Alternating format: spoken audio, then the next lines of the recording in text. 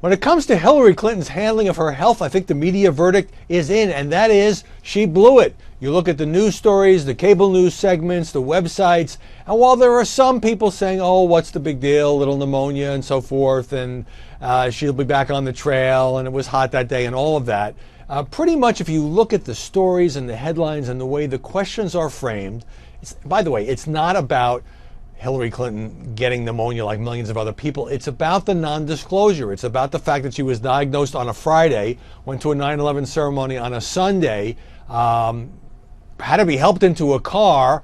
Nobody in the campaign thought it might be a good idea to tell the American public or the press that she was suffering from pneumonia, which she had been diagnosed with 2 days earlier. And so you see journalists just coming out and saying it rather than having to frame it as, well, experts say this could be a problem. Maybe that's in part because the press was stiff. The press pool was ditched on that Sunday morning, and the press was giving, frankly, misleading explanations for days about just what was the ailment from which Hillary Clinton was suffering. Very big contrast with the way the deplorables remark was handled. By now, you all know that a fundraiser in front of cameras, this wasn't something that was leaked.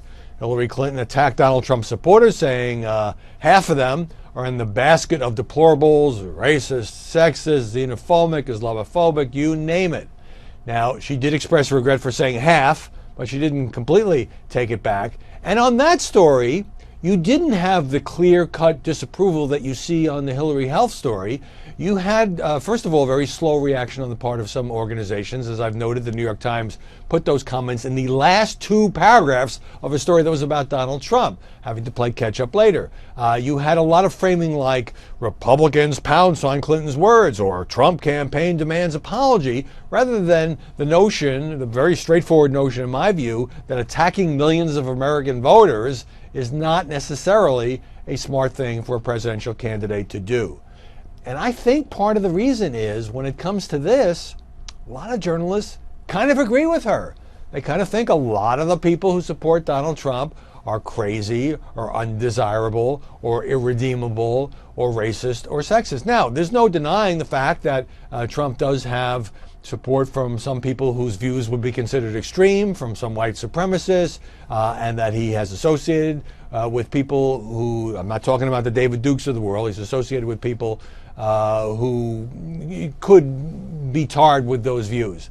But to say that half, and okay, she took it back, half of his supporters are racist, sexist, xenophobic, you're talking potentially about a quarter of the American voting electorate, about nearly a quarter of those who will show up on election day.